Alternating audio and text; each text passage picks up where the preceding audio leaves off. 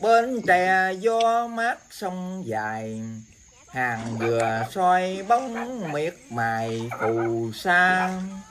Quê dừa xanh thắm hiền hòa, con thuyền chở nắng